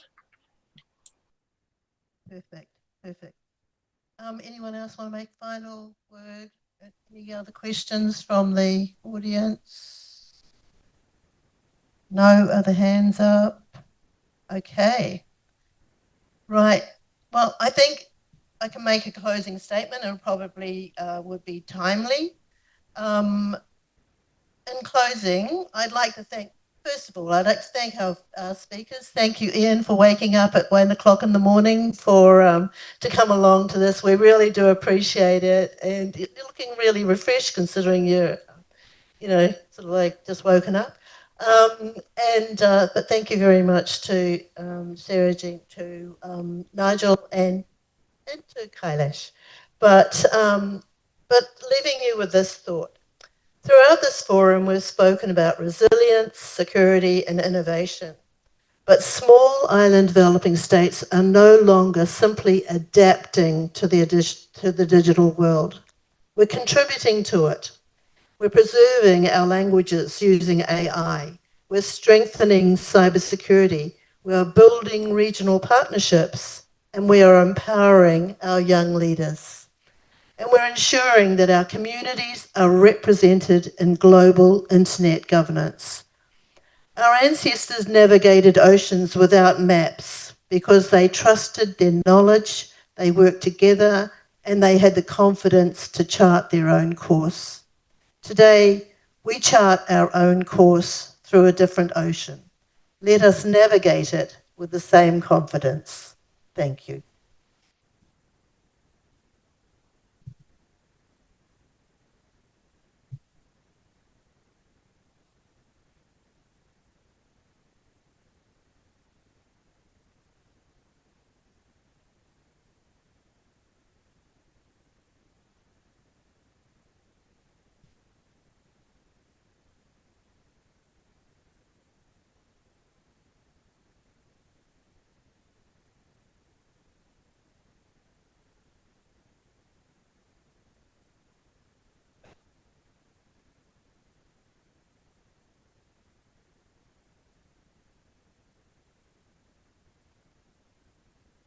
Okay, folks, I think we're at the point of closing the third SIDS IGF. And the SIDS IGF, of course, is essentially a collaboration between the CTU and the DC SIDS of the UN IGF. But we are happily hosted here in Mauritius by the Hali Movement Coalition. And it's the three of us that put together this program that we've run for the last couple of days. So what I would do is give, I guess, each of the organizers an opportunity to just say a few words with respect to the event itself. So I'll go first on behalf of the CTU, and then I'll invite the DC SIDS representative, and finally leave it to our hosts from Mauritius to close us out. I don't have a 15-minute speech, but essentially what we undertook for these last couple of days was discussions under the theme Navigating the Digital Tide, Resiliency, Security, and Innovation in SIDS. And I hope with the I think at least 4 panels that we've had, you've had the opportunity to we've had the opportunity to adequately address the theme. I think the last panel on charting our own course is the key thing, because we want to be confident, as Maureen just said, in navigating that sea and dealing with the tides and the waves and so on in the digital sphere. We did indeed talk about resiliency and security and what we can do to be innovative and adaptive and agile, as Sarah Jane reminded us of, in terms of the attributes of our SIDS. So I just would like to say, on behalf of the Caribbean Telecommunications Union, very gracious thanks to our hosts here in Mauritius. In fact, to Mauritius generally for hosting us at this event. Both the Harlem Movement Coalition, who is the key partner, but certainly the government of Mauritius as well, who was represented yesterday at the opening session for the SIDS IGF. You've been gracious to have us here, and in fact, I would like to think that we've helped enhance your 10th anniversary event here for the Mauritius IGF as well. We look forward, in fact, to your future commitment, because the SIDS IGF is an event that we organize at present on a biennial basis every other year. But as the topics grow in urgency and volume, and maybe as participation grows, there may be opportunities to have it maybe more often if necessary. So we look forward to the future commitment of the partners in making it happen. We've always had participation from the Pacific region. We don't actually have we haven't actually had one in the Pacific region as yet, but we will see what will happen for the fourth such forum. I'd like to thank as well, or specifically the DC SIDS, for the continued collaboration with us, the partners who have supported our participation here, in particular the UN IGF Secretariat. We had the Internet Society as well participating yesterday. Our speakers, the SIDS IGF, the challenge is always, it's a global event, and if we have global participation, it means some people are suffering with respect to time zones. So a special thanks to the speakers who bore the inconvenience of participating, and I hope your participation was rewarding and compensated a little bit for any lack of sleep that you might have suffered. To all the participants, some of you also lost some sleep to participate. The people who raised questions, made comments, and the like. The persons here in Mauritius who participated, I hope you found the content useful and edifying as well. I can't forget our CTU support staff, and in fact our support staff here on the ground with who dealt with the AV and the like. Our CTU support staff would have had to get up, I don't know, 4:30 or thereabouts to support us with the Zoom and any technical support that would have been necessary in order to live stream the event and also run the Zoom meeting associated with it. And as I said, live stream, that also reminds me of our live streamer who would have also have had to get up at an ungodly hour. Gracious thanks to all of you for this support that has made the event possible. I'll say the CTU remains committed to regional and international collaborations with SIDS. We are committed to regional collaboration. In fact, that's the DNA of the CTU. That's what the CTU was created for. And we will take our spirit of collaboration globally in order to amplify the voices of our small states. We've said it multiple times. If we work together, if we harmonize as much as possible, we can amplify our voices and be more influential on the global stage. So I'll stop there for now. I would just say that gracious thanks again to everyone, and we look forward to the 4th SIDS IGF, currently scheduled for 2028, but who knows. I'll now invite a representative from DC SIDS to say a few words. And that looks like Tracy, Mr. Tracy Hackshaw.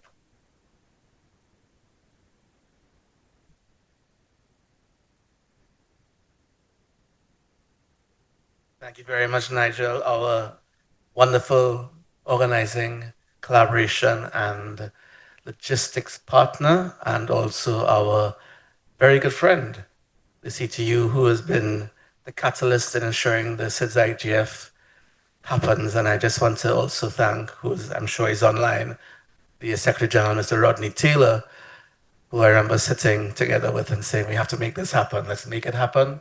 And we made it happen. So this is great to see it happening for the 3rd time, and this time in Mauritius. So as we bring the 3rd SIDS IGF to a close, we reflect on our overarching theme, navigating the digital tide, resilience, security, and innovation in SIDS. This historic convening here in Mauritius marks a major milestone, bringing the Pacific, the Caribbean, and the Indian Ocean regions together to ensure that small states have a powerful, unified voice in the global digital economy.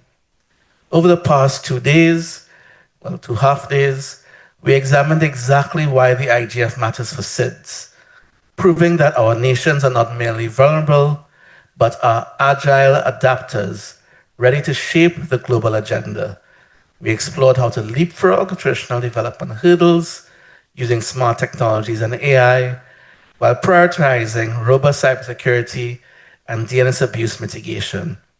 By examining the intersection of climate, frontlines, and cyber frontiers, we recognize that our physical resilience must go hand in hand with our digital resilience. Most importantly, and we heard this in the last session, just finished, we leave here empowered to chart our own course, drafting proactive policies, engaging our youth, and pooling our resources for a secure, trusted internet ecosystem. But importantly, our work does not end here. Let us move from coordination to true collaboration. For those who know me, you know that's with my drum, I've been beating that. And let's move from talk to action. Let us implement the actionable policies and joint economic development strategies we have discussed here, ensuring that our digital infrastructure investments remain both climate resilient and secure. And like Nigel, I wanted to give some recognition and thanks because it makes sense to do that multiple times. I would like to do that. So I'd like to extend, on behalf of the DC SIDS, our deepest gratitude to everyone who made this event a success. So first of all, our gracious host country, beautiful Mauritius. This morning, for those who don't know, I was in Flick on Flack, enjoying the lively, scenic environments there. And I came here refreshed and invigorated from seeing what a beautiful environment Flick on Flack was. Thank you. We'd like to thank as well the government of Mauritius, who graced us with their presence and gave wonderful opening remarks at our opening session, and especially the minister who welcomed us and shared his vision for public service transformation in Mauritius. And to our core organizers and partners, the Hali movement, thank you, Mr. Mahin Busco-Paul. We met, what was it, 5 years ago? Somewhere in the world, and we said we have to do this. He knows what I'm talking about. We have to make this happen. We've made it happen. We've made it happen. Finally, we've come to Mauritius, we've made it happen. Thank you so much, Mahin, Kailash, thank you so much for making it happen. And your team, really appreciate all the hard work you put into this. Thank you so much. Of course, the CTU, the Caribbean Telecommunications Union, Mr. Nigel Cassimire, who is the lead on the IGF issues and who has been our champion in getting this done, and cracking the whip on our agenda and make sure it happens. And of course, his entire team at the Secretariat, we know who they are. As I said, they're in the background. But I do want to recognize Francola, Michelle, Shanae, Nia, you name it, Tracy,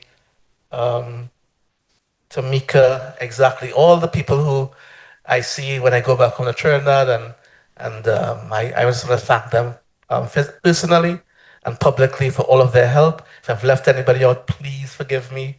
But I do, those are the names that come immediately to mind.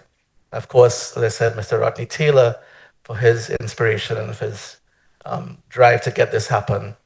Mr. Shinanosep, obviously, for driving this from a consulting position in his work and ensuring that we can speak about the issues in these sessions.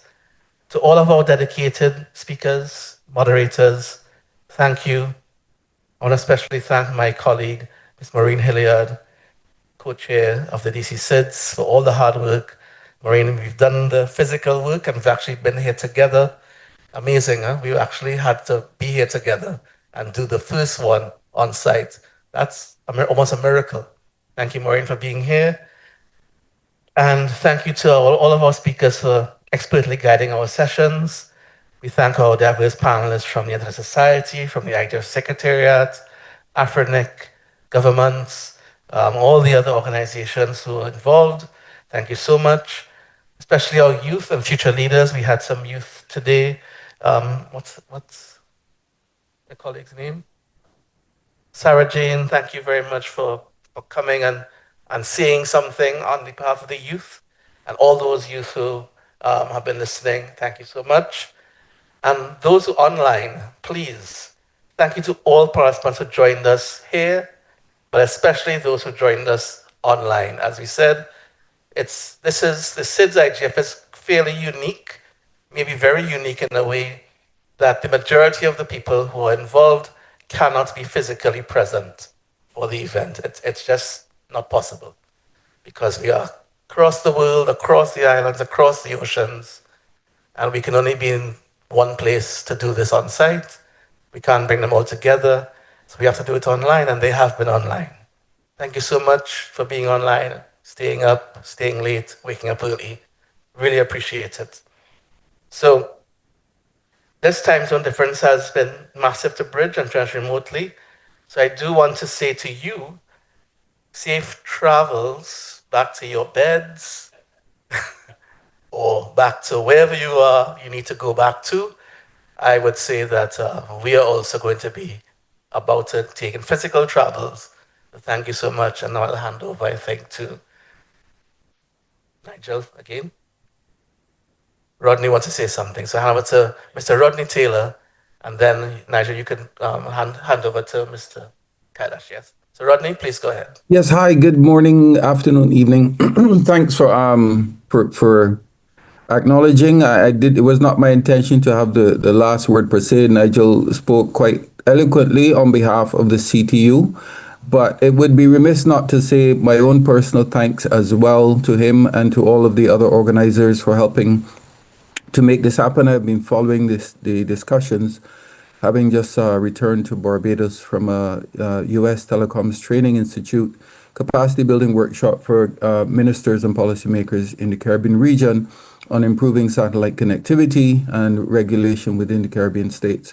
I posted some links throughout the discussion so that you are aware that this is not, for those who may be joining late, that this is an effort that we've been making for some time to increase Caribbean participation within ITU, within ICANN, and within the UN, IGF, and other spaces. We thank you, Tracy, for your work in the Dynamic Coalition on SIDS within the UN, IGF. And lastly, of course, thanks to all my CTU staff as well that helped to make this happen. But I dropped the last two links there were our links for a candidature from the Caribbean for the Deputy Secretary General of the International Telecommunications Union. Of course, the ITU is a specialized UN agency focusing on global telecommunications issues and regulation. And this is he's running on a SIDS platform, a platform for small island developing states. And with the numbers, of course, the advantage that small island states have, yes, we are small and we have disadvantages, but the advantage that we have within the United Nations and spaces like ITU is that we have the same vote as big and powerful countries like the United States, Canada, Australia. And therefore, we encourage member states, small island developing states, to rally around this candidature within the ITU, within the ITU Plenipotentiary Conference that takes place in November. And with our numbers, we believe we can be successful in our outcomes and having a voice for small states within the ITU space. So thank you for giving me these few minutes and a very engaging discussion over the last 2 days. Thank you. Have a wonderful. Thank you very much, SG. I'll just hand it over now to Mr. Kailash Buskopal from the Halley Movement Coalition to send us out.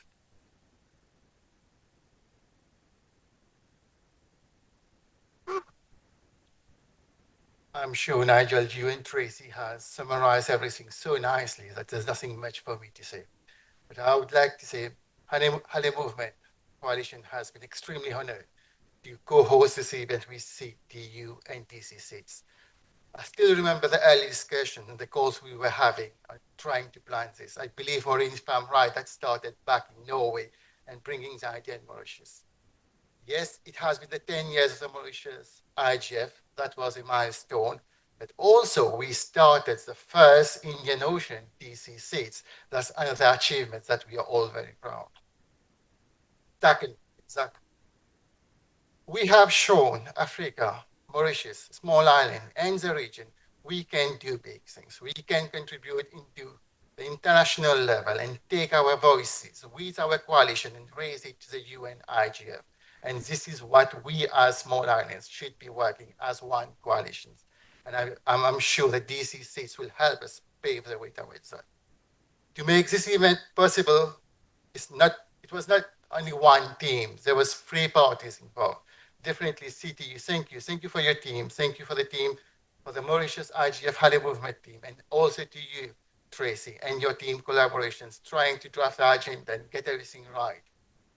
We're extremely grateful that you have joined us in person for this great event. It could have been done online, but no, you have decided to travel all the way, different time zones. Nigel was telling me, got a long layover. Was it in Paris? But Nigel, thank you for making that, and be ready on the next day to attend the opening of the Mauritius IGF. What it shows one thing. We are committed. We are committed to make things work. We are committed to make the world a better place. We are committed to bring AI into our ecosystem and make it work. Nigel nicely said, the youth part is important. Definitely, we need to look into that. We need to give youth the voices. Halley Movement is already working on youth programs, and we'll take that forward and we'll bring it probably for the next CTU youth event that you have nicely mentioned. But what I would like to end by saying it was really a pleasure. It's a pleasure to host everybody, to welcome everybody. And the event, as far as I'm concerned, has been great. Thank you for everybody online who has been participating. And thank you for your contribution. This has indirectly put Mauritius on the map again. And now we got everybody saying, oh yes, Mauritius is an island. Probably an island that we should visit now with what Tracy has said. Thank you, Tracy. You have become an ambassador for us. The government of Mauritius yesterday nicely acknowledged this as well. We are, as a nation, as a community, extremely privileged and honored to have you all here. I would just like to end and thank you, everybody. Thank you, dear participants and international participants. And as I said earlier, have a safe travel back home.